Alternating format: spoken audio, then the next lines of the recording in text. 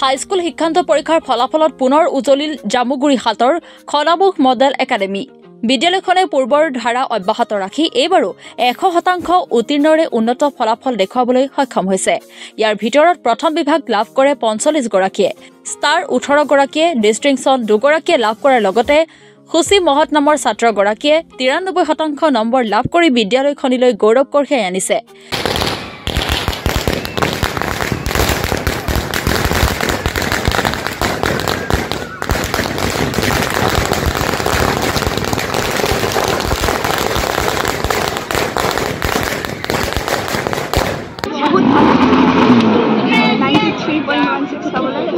প্ৰথমতে মই মা দেউতাক থেংক ইউ বুলিব বিচাৰোঁ।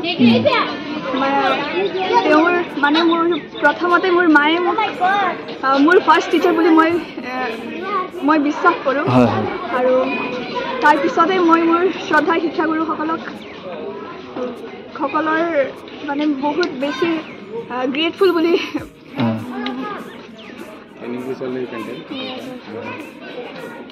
কিমান ঘণ্টা পঢ়িছিলা তুমি?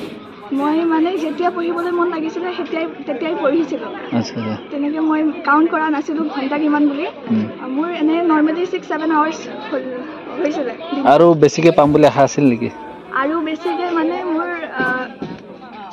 ইমান বেছি বুলি পাম বুলি আশা নাছিলে বাৰু, কিন্তু যিমান পাৰোঁ মই সুখী। কোনটো ছাবজেক্টৰ বেছি পাইছে? ছ'চিয়েল ছায়েন্সত। কিমান পাইছে? 98% পাইছে। 98 না? ইন ফিউচাৰ কি হ'ব বিচাৰা? মই IPS অফিচাৰ। IPS officer? হয়, আশা কৰিছোঁ। আচ্ছা আচ্ছা। যিহেতু এতিয়া নেক্সট যি আছে ক্লাছ 10ৰ আৰু তেওঁলোকেও দিব, এনেই তোমাৰ হিচাপত কেনেকুৱা পৰামৰ্শ কি দিব বিচাৰা? তেওঁলোক কিমান পঢ়িব লাগে কি কথা? মানে পঢ়াত এনে ক্লাছ 10ৰ বেছি হাইপ আছে বুলি মই ভাবোঁ।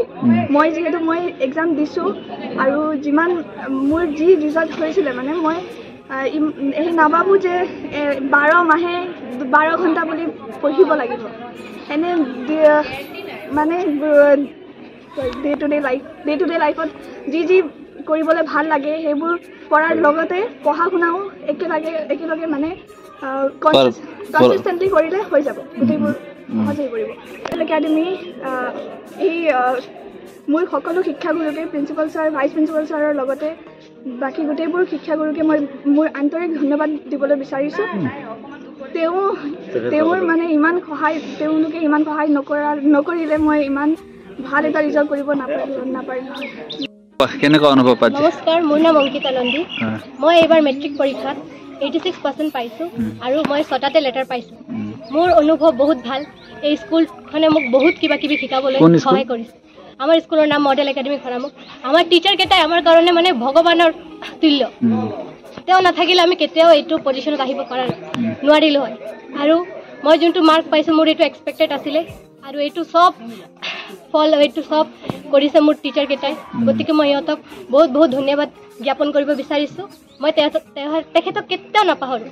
সিহঁতে মোৰ লাইফৰ কাৰণে এটা হয়, যোনে মোক সঁচা এটা লাইনত, আৰু মই ডাঙৰ হৈ এটা সফল মানুহ হ'ব বিচাৰোঁ।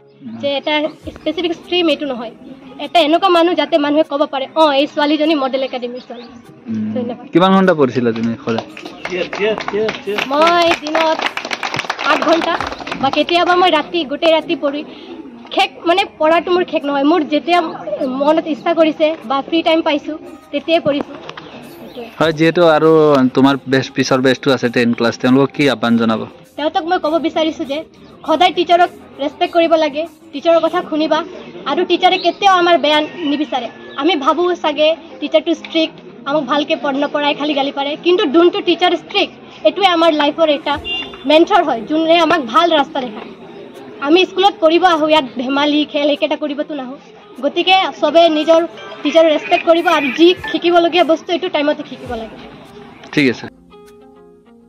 বিদ্যালয়খনে প্ৰতি বছৰে এনেদৰে ভাল ফলাফল প্ৰদৰ্শন কৰি অহাৰ বাবে অভিভাৱকসকলৰ লগতে স্থানীয় ৰাইজে তীব্ৰ সন্তুষ্টি প্ৰকাশ কৰি বিদ্যালয়খনিৰ প্ৰধান শিক্ষকগৰাকী আৰু শিক্ষক-শিক্ষয়িত্ৰীসকলক ভূয়সী প্ৰশংসা কৰে। আজি নিশ্চয়কৈ বহুত গৌৰৱ অনুভৱ কৰিছোঁ, বহুত ভাল লাগিছে।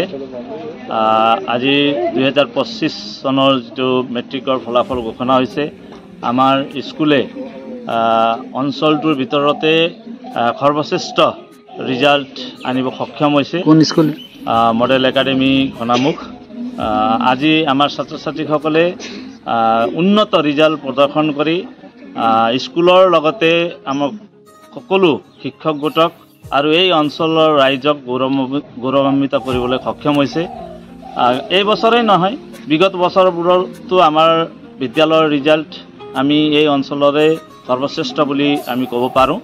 এই বছৰো আমাৰ 100% ৰিজাল্ট দিব সক্ষম হৈছে ছাত্ৰ ছাত্ৰীসকলে।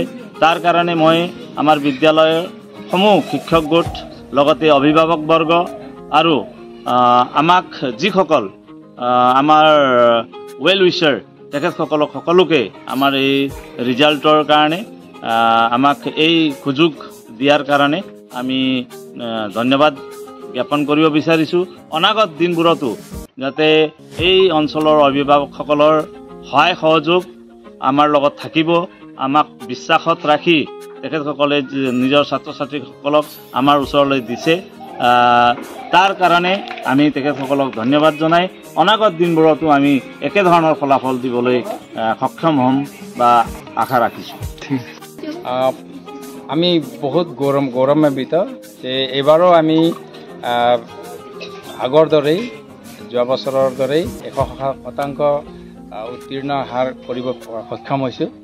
মই এই 100% উত্তীৰ্ণ হাৰ কৰাৰ বাবে মই আমাৰ বিদ্যালয়ৰ সকলো শিক্ষকসকলক ধন্যবাদ জ্ঞাপন কৰিছোঁ। তেখেতসকলৰ অশেষ চেষ্টা আৰু পৰিশ্ৰমৰ বাবে এইটো হৈছে আৰু আমাক অভিভাৱকসকলেও বহুত ছাপোৰ্ট কৰিছিলে, সেইকাৰণে অভিভাৱকসকলকো মই ধন্যবাদ জ্ঞাপন কৰিছোঁ।